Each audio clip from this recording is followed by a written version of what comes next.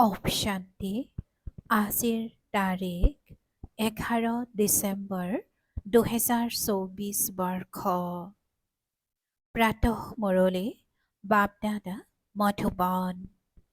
আজিৰ পিতাৰ অমৃতবাণী হৈছে মৰমৰ সন্তানসকল, পিতাৰ সহায়কাৰী হৈ এই কলিযুগী পাহাৰক স্বৰ্ণিম যোগী কৰি তুলিব লাগে। পুৰুষাৰ্থ কৰি নতুন সৃষ্টিৰ কাৰণে প্ৰথম শ্ৰেণীৰ আসন সংৰক্ষণ কৰিব লাগে। আৰু আজিৰ প্ৰশ্ন, পিতাৰ দায়িত্ব কৰ্তব্য কি? কোনটো দায়িত্ব পালন কৰিবলৈ পিতা সংগমত আহিবলগীয়া হয়? পিতাই উত্তৰত কৈছে, বেমাৰী আৰু দুখী সন্তানসকলক সুখী কৰি তোলা, মায়াৰ জালৰ পৰা উলিয়াই সুখ দিয়া, এয়া হৈছে পিতাৰ দায়িত্ব কৰ্তব্য, যিটো সংগমতহে পিতাই পালন কৰে। পিতাই কয়, মই তোমালোক সকলোৰে বেমাৰ দূৰ কৰিবলৈ, সকলোৰে ওপৰত কৃপা কৰিবলৈ আহিছোঁ। এতিয়া পুৰুষাৰ্থ কৰি 21 জন্মৰ কাৰণে নিজৰ উচ্চ ভাগ্য গঢ়ি লোৱা। আৰু আজিৰ গীত, ভোলানাথ সে নিৰালা, ভোলানাথতকৈ অনন্য। ওম শান্তি। ভোলানাথ শিৱ ভগৱানুবাজ অৰ্থাৎ ভগৱানৰ বাণী, ব্ৰহ্মা মুখ কমলৰ দ্বাৰা পিতাই কয়, এয়া বিচিত্ৰ ভিন্ন ভিন্ন ধৰ্মৰ মনুষ্য সৃষ্টিৰ বৃক্ষ। এই কল্পবৃক্ষ অথবা সৃষ্টিৰ আদি মধ্য অন্তৰ ৰহস্য সন্তানসকলক বুজাই আছো। গীতটিতো এওঁৰ মহিমা কৰা হৈছে। শিৱ বাবাৰ জন্ম ইয়াত হয়। পিতাই কয়, মই ভাৰতলৈ আহিছোঁ। মনুষ্যই এইটো নাজানে যে শিৱ বাবা কেতিয়া আহিছিল, কিয়নো গীতাত শ্ৰীকৃষ্ণৰ নাম দি দিছে। দাপৰৰতো কথাই নাই। পিতাই বুজাই, সন্তানসকল, 5000 বছৰ পূৰ্বেও মই আহি এই জ্ঞান দিছিলোঁ। এই বৃক্ষৰ দ্বাৰা সকলো জ্ঞাত হৈ যায়। বৃক্ষজোপাক ভালদৰে চোৱা। সত্যযুগত যথাযথ দেৱী দেৱতাসকলৰ ৰাজ্য আছিল। ত্ৰেতাত ৰাম সীতাৰ। বাবাই আদি মধ্য অন্তৰ ৰহস্য শুনাই সন্তানসকলে সোধে, বাবা, আমি মায়াৰ জালত কেতিয়া আবদ্ধ হলো? পিতাই কয়, দাপৰৰ পৰা। ক্ৰমান্বয়ে আকৌ অন্য ধৰ্মবোৰ আহে। গতিকে হিচাপ কৰিলে বুজিব পাৰি যে এই সৃষ্টিলৈ আমি পুনৰ কেতিয়া আহিম। শিৱ বাবাই কয়, মই 5000 বছৰৰ পাছত সংগমত নিজৰ দায়িত্ব পালন কৰিবলৈ আহিছোঁ। যিয়েই মনুষ্য মাত্ৰ আছে, সকলো দুখী, তাৰ ভিতৰতো বিশেষকৈ ভাৰতবাসী। ড্ৰামানুসৰি ভাৰতকে মই সুখী কৰি তোলো। পিতাৰ কৰ্তব্য হৈছে সন্তানসকল বেমাৰত পৰিলে তেতিয়া দৰৱ পাতি দিয়া। পিতাৰ কৰ্তব্য হৈছে সন্তানসকল বেমাৰত পৰিলে তেতিয়া দৰৱ পাতি দিয়া। এইটো হৈছে বহুত ডাঙৰ বেমাৰ। সকলো বেমাৰৰ মূল হৈছে এই 5 বিকাৰ। আজি পিতাই স্পষ্ট কৰি কৈছে যে সকলো বেমাৰৰ মূল হৈছে 5 বিকাৰ। সন্তানসকলে সোধে, কেতিয়াৰ পৰা আৰম্ভ হ'ল? দাপৰৰ পৰা। ৰাৱণৰ কথা বুজাব লাগে। ৰাৱণক দেখা পোৱা নাযায়, বুদ্ধিৰে বুজিব পাৰি। পিতাকো বুদ্ধিৰে জানিব পাৰি। আত্মা, মন, বুদ্ধি সহিত আছে। আত্মাই জানে যে মোৰ পিতা হৈছে পৰমাত্মা। আত্মাহে দুখ সুখ পদাৰ্থৰ প্ৰভাৱত আহে। যেতিয়া শৰীৰ থাকে তেতিয়া আত্মাৰ দুখ হয়। এনেকৈ নকয় যে মোক পৰমাত্মাক দুখী নকৰিব। পিতাইও বুজাই যে মোৰো ভূমিকা আছে। কল্পই কল্পই সংগমত আহি মই ভূমিকা পালন কৰোঁ। যিসকল সন্তানক মই সুখত পঠিয়াইছিলোঁ তেওঁলোক দুখী হৈ গ'ল। সেইবাবে পুনৰ ড্ৰামানুসৰি মই আহিবলগীয়া হয়। বাকী কাছ, মৎস্য অৱতাৰ এই কথা অৰ্থাৎ এইবোৰ কথা নাই। এনেকৈ কয় যে পৰশুৰামে কুঠাৰ লৈ ক্ষত্ৰিয়সকলক মাৰিলে। এই সকলোবোৰ মিছা কথা, গতিকে এতিয়া পিতাই বুজাই মোক স্মৰণ কৰা। এয়া হৈছে জগত অম্বা আৰু জগত পিতা। মাতা পিতাৰ দেশ বুলি কয় নহয়। ভাৰতবাসীয়ে স্মৰণো কৰে তুমিয়েই মাতা পিতা। তোমাৰ কৃপাতেই অপাৰ সুখ যথাযথ পাই আছো। বাকী যিয়েই যিমান পুৰুষাৰ্থ কৰিব, যেনেকৈ চিনেমা চাবলৈ গ'লে প্ৰথম শ্ৰেণীত সংৰক্ষণ কৰে নহয়। পিতায়ো কয় সূৰ্যবংশী আৰু চন্দ্ৰবংশী জ্যোতি আসন সংৰক্ষণ কৰা, যিয়েই যিমান পুৰুষাৰ্থ কৰিব সিমানেই পদ পাব পাৰে। সেয়েহে সকলো বেমাৰ দূৰ কৰিবলৈ পিতা আহিছে। ৰাৱণে সকলোকে বহুত দোষ দিছে। কোনো মনুষ্যই মনুষ্যৰ গতি সদগতি কৰাব নোৱাৰে। এয়া হৈছে কলিযুগৰ অন্তৰ সময়। গুৰু লোকসকলে শৰীৰ এৰি পুনৰ ইয়াতেই পুনৰ্জন্ম লয়। তেন্তে তেওঁলোকে আনৰ কি সদগতি কৰিব? ইমানবিলাক গুৰু মিলিত হৈ পতিত সৃষ্টিক পাৱন কৰি তুলিব জানো? গোবৰ্ধন পৰ্বত বুলি কয় নহয়। এই মাতাসকলে এই কলিযুগী পাহাৰক স্বৰ্ণিমযুগী কৰি তোলে। গোবৰ্ধনৰ আকৌ পূজাও কৰে। সেয়াটো হৈছে তত্ত্বৰ পূজা। সন্ন্যাসীসকলেও ব্ৰহ্মা অথবা তত্ত্বক স্মৰণ কৰে। এনেকৈ ভাবে যে ব্ৰহ্মাই পৰমাত্মা, ব্ৰহ্মাই ভগৱান। পিতাই কয় এয়াটো ভ্ৰম। ব্ৰহ্মাণ্ডততো আত্মাসকল ডিম্বাকৃতিত থাকে। নিৰাকাৰী বৃক্ষও দেখুওৱা হৈছে। সকলোৰে নিজা নিজা শাখা আছে। এই বৃক্ষৰ আধাৰ হৈছে ভাৰতৰ সূৰ্যবংশী, চন্দ্ৰবংশী ৰাজবংশ। তাৰ পাছত বৃদ্ধি হয়। মুখ্য হৈছে চাৰিটা ধৰ্ম। গতিকে হিচাপ কৰিব লাগে কোন কোন ধৰ্ম কেতিয়া আহে। যেনেকৈ গুৰু নানক ৫০০ বছৰ পূৰ্বে আহিছিল। এনেকুৱাটো নহয় যে শিখ লোকসকলে ৮৪ জন্মৰ ভূমিকা পালন কৰে। পিতাই কয় ৮৪ জন্ম কেৱল তোমালোক আদিৰ পৰা অন্তলৈকে ভূমিকা পালন কৰোতা ব্ৰাহ্মণসকলৰহে। পিতাই বুজাইছে যে তোমালোকৰেই আদিৰ পৰা অন্তলৈকে ভূমিকা আছে। ব্ৰাহ্মণ, দেৱতা, ক্ষত্ৰিয়, বৈশ্য, শূদ্ৰ তোমালোকেই হোৱা। যিসকল প্ৰথমে দেৱী দেৱতা হয় তেওঁলোকে গোটেই চক্ৰ পৰিক্ৰমা লগায়। পিতাই কয় তোমালোকেতো বেদ শাস্ত্ৰ বহুত শুনিলা। এতিয়া এয়া শুনা আৰু বিচাৰ কৰা যে শাস্ত্ৰ সত্য নে গুৰুসকল সত্য, নে পিতাই যি শুনাই সেয়া সত্য। পিতাক সত্য বুলিয়েই কোৱা হয়। মই সত্য শুনাও যাৰ দ্বাৰা সত্যযুগ স্থাপনা হৈ যায় আৰু দাপৰৰ পৰা তোমালোকে মিছা শুনি আহিছা, গতিকে তাৰ দ্বাৰা নৰক হৈ গ'ল। পিতাই কয় মই তোমালোকৰ গোলাম। ভক্তিমাৰ্গত তোমালোকেই গাই আহিছা। ভক্তিমাৰ্গত তোমালোকে গাই আহিছা। মই গোলাম, মই আপোনাৰ গোলাম। এতিয়া মই তোমালোক সন্তানসকলৰ সেৱাত আহিছো। পিতা নিৰাকাৰী, নিৰহংকাৰী বুলি কোৱা হয়। গতিকে পিতাই কয় মোৰ কৰ্তব্য হৈছে তোমালোক সন্তানসকলক সদায় সুখী কৰি তোলা। গীতটো অৰ্থাৎ গীততো আছে আগম নিগমৰ, অৰ্থাৎ অহা আৰু যোৱাৰ ৰহস্য অনাবৃত্ত কৰে।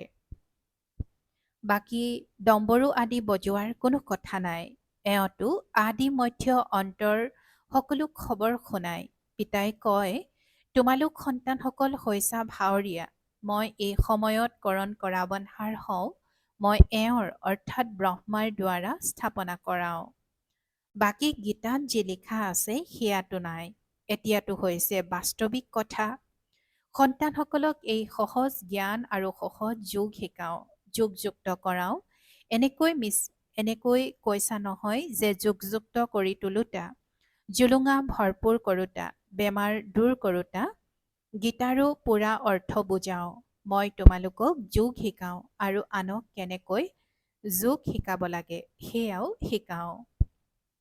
সন্তানসকলে যোগ শিকি আকৌ আনক শিকায় নহয়। এনেকৈ কয় যোগৰ দ্বাৰা আমাৰ জ্যোতি জগাই তোলোতা। এনেকুৱা গীতো কোনোবাই ঘৰত বহি শুনিলে তেতিয়া গোটেই জ্ঞান বুদ্ধিত আহি যাব। পিতাৰ স্মৃতিৰ দ্বাৰা উত্তৰাধিকাৰৰো নিচা বাঢ়িব। কেৱল পৰমাত্মা বা ভগৱান বুলি ক'লে মুখ মিঠা নহয়। বাবা মানেই হৈছে উত্তৰাধিকাৰ। এতিয়া তোমালোক সন্তানসকলে বাবাৰ পৰা আদি মধ্য অন্তৰ জ্ঞান শুনি আকৌ আনক শুনোৱা। ইয়াকে সংশোধনী বুলি কোৱা হয়। তোমালোকৰ হাতত কোনো কিতাপ আদি নাই। সন্তানসকলে কেৱল ধাৰণা কৰিব লাগে তোমালোক হৈছা সঁচা আত্মিক ব্ৰাহ্মণ। আজি পিতাই কৈছে যে সন্তানসকলে কেৱল ধাৰণা কৰিব লাগে তোমালোক হৈছা সঁচা আত্মিক ব্ৰাহ্মণ, আত্মিক পিতাৰ সন্তান। সঁচা গীতাৰ দ্বাৰা ভাৰত স্বৰ্গ হৈ যায়, তেওঁলোকেতো বহি কেৱল কাহিনী ৰচিছে। তোমালোক সকলো হৈছা পাৰ্বতী, তোমালোকক এই অমৰ কথা শুনাই আছো। তোমালোক সকলো হৈছা দ্ৰৌপদী, তাত কোনো নাঙঠ নহয় এনেকৈ কয়, তেনেহলে সন্তান কেনেকৈ জন্ম হ'ব? হেৰ হয়ে নিৰ্বিকাৰী, তেন্তে বিকাৰৰ কথা কেনেকৈ হ'ব পাৰে? তোমালোকে বুজিব নোৱাৰিবা যে যোগ বলৰ দ্বাৰা সন্তান কেনেকৈ জন্ম হ'ব। তোমালোকে তৰ্ক কৰিবা, কিন্তু এয়াতো হৈছে শাস্ত্ৰৰ কথা। সেইখন হয়ে সম্পূৰ্ণ নিৰ্বিকাৰী সৃষ্টি আৰু এইখন হৈছে বিকাৰী সৃষ্টি। মই জানো ড্ৰামানুসৰি মায়াই আকৌ তোমালোকক দুখী কৰিব। পিতাই কৈছে যে মই জানো ড্ৰামা অনুসৰি মায়াই আকৌ তোমালোকক দুখী কৰিব। মই কল্পই কল্পই নিজৰ কৰ্তব্য পালন কৰিবলৈ আহোঁ। পিতাই জানে যে কল্পপূৰ্বে বিচ্ছিন্ন হোৱা অতিকৈ মৰমৰ সন্তানসকলেই আহি নিজৰ উত্তৰাধিকাৰ ল'বহি। তেওঁলোকৰ মাজত সেই লক্ষণো দেখিবলৈ পোৱা যায়। সেয়াই মহাভাৰতৰ যুদ্ধ। তোমালোকে পুনৰ দেৱী দেৱতা অথবা স্বৰ্গৰ মালিক হ'বলৈ পুৰুষাৰ্থ কৰিব লাগে। ইয়াত স্থূল যুদ্ধৰ কোনো কথা নাই। অসুৰ নাইবা দেৱতাসকলৰো যুদ্ধ লগা নাছিল। তাততো মায়াই নাই যে যুদ্ধ কৰাব। আধাকল্প কোনো যুদ্ধ, কোনো বেমাৰ, কোনো দুখ অশান্তি নাথাকে। হেৰ তাততো সদায় সুখ, আনন্দই আনন্দ থাকে। তাত চিকিৎসালয় নাথাকে, বাকী স্কুলত পঢ়িবতো লাগেই। এতিয়া তোমালোক প্ৰত্যেকেই ইয়াৰ পৰা উত্তৰাধিকাৰ লৈ লোৱা। মনুষ্যই পঢ়ি শুনি নিজৰ ভৰিত থিয় হৈ যায়। ইয়াৰ ওপৰত কাহিনীও আছে। কোনোবাই সুধিলে তুমি কাৰ পৰা খোৱা? তেতিয়া ক'লে মই নিজৰ ভাগ্যৰ খাওঁ। সেয়া হৈছে সদৰ ভাগ্য। তোমালোকে এতিয়া নিজৰ বেসদৰ ভাগ্য গঢ়ি তোলা। তোমালোকে এনেকুৱা ভাগ্য গঢ়ি লোৱা যে 21 জন্ম আকৌ নিজৰে ৰাজ্য ভাগ্য ভোগ কৰা। এয়া হৈছে বেসদ সুখৰ উত্তৰাধিকাৰ। এতিয়া তোমালোক সন্তানসকলে পাৰ্থক্য ভালদৰে জানা। ভাৰত কিমান সুখী আছিল, এতিয়া কি অৱস্থা হ'ল?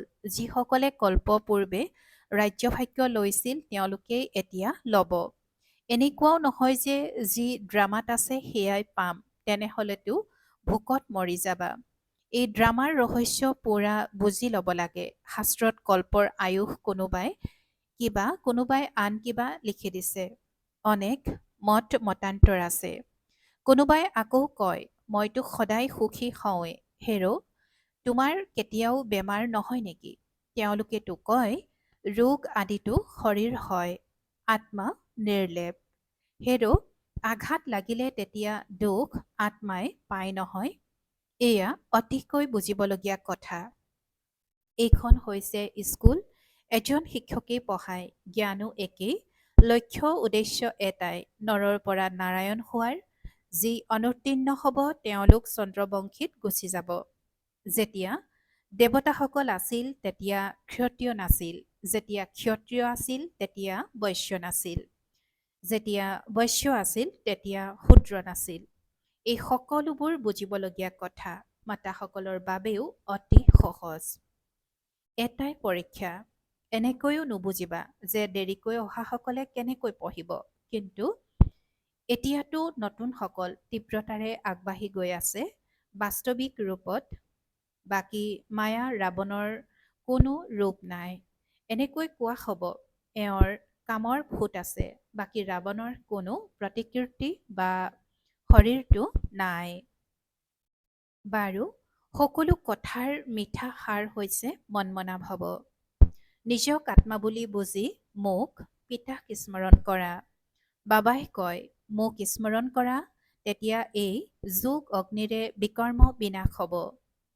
পিতা মাৰ্গদৰ্শক হৈ আহে। পিতাই কয় সন্তানসকল মইতো সন্মুখত তোমালোক সন্তানসকলক পঢ়াই আছো। মই কল্পই কল্পই নিজৰ কৰ্তব্য পালন কৰোঁ। পাৰলৌকিক পিতাই কয়, মই তোমালোক সন্তানসকলৰ সহায়ত নিজৰ কৰ্তব্য পালন কৰিবলৈ আহিছোঁ। সহায় আগবঢ়ালে তেতিয়া তোমালোকেও পদ পাবা। মই কিমান শ্ৰেষ্ঠ পিতা, কিমান বৃহৎ যজ্ঞ ৰচনা কৰিছোঁ। ব্ৰহ্মা মুখ বংশাৱলী তোমালোক সকলো ব্ৰাহ্মণ ব্ৰাহ্মণীসকল ভাই ভনী হোৱা। যিহেতু ভাই ভনী হৈছা, গতিকে স্ত্ৰী পুৰুষৰ দৃষ্টি সলনি হৈ যাব লাগে। পিতাই কয়, এই ব্ৰাহ্মণ কুল কলংকিত নকৰিবা, পবিত্ৰ হৈ থকাৰ যুক্তি দিয়া হৈছে। মনুষ্যই কয়, এয়া কেনেকৈ হ'ব? এনেকুৱা হ'বই নোৱাৰে, একেলগে থাকিব আৰু জুই নালাগিব। বাবাই কয়, মাজত জ্ঞানৰূপী তৰোৱাল থকাৰ বাবে কেতিয়াও জুই লাগিব নোৱাৰে। কিন্তু যেতিয়াহে দুয়ো মনমনাভৱ হৈ থাকিব, শিৱ বাবাক স্মৰণ কৰি থাকিব, নিজক ব্ৰাহ্মণ বুলি বুজিব। মনুষ্যইতো এই কথাবোৰ নুবুজা কাৰণে হুলস্থুল কৰি দিয়ে। তোমালোকে গালিও শুনিবলগীয়া হয়। শ্ৰীকৃষ্ণক জানো কোনোবাই গালি দিব পাৰে? শ্ৰীকৃষ্ণ এনেকৈ আহি গ'লে তেতিয়া বিদেশৰ পৰা এনেকৈ উৰাজাহাজেৰে দৌৰি আহি যাব, ভিৰ হৈ যাব।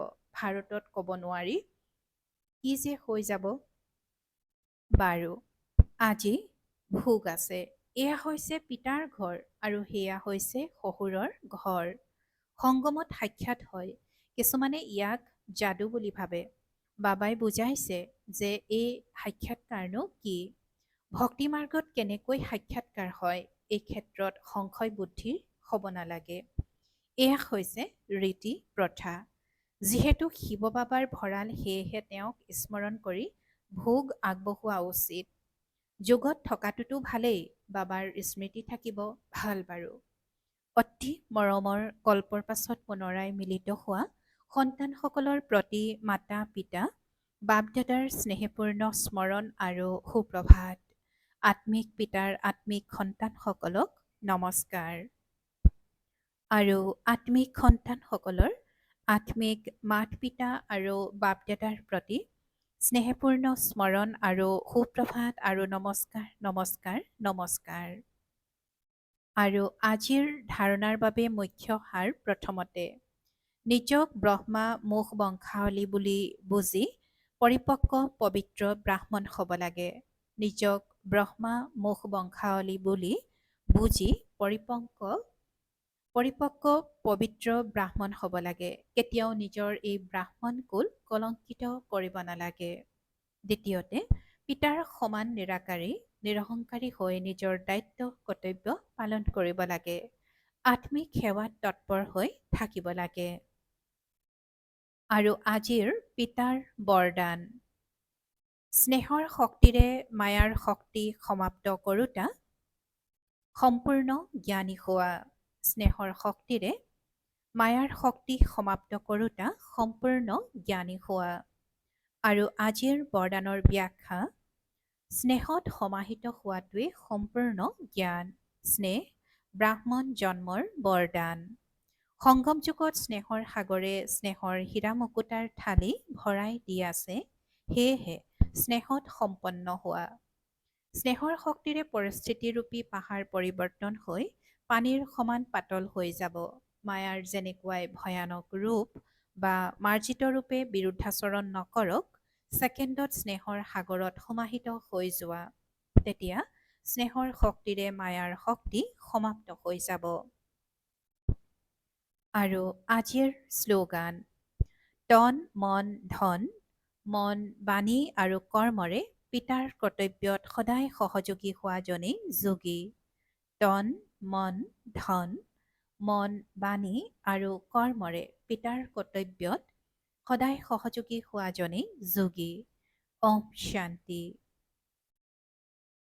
সদায় সন্তুষ্ট হৈ থাকি সকলোকে সন্তুষ্ট কৰি সন্তুষ্টমণি হ'বলৈ আজিৰ অব্যক্ত সংকেত। যি সেৱাই অসন্তুষ্ট কৰে সেয়া সেৱা নহয়। সেৱাৰ অৰ্থ হৈছে ফল দিওঁতা সেৱা।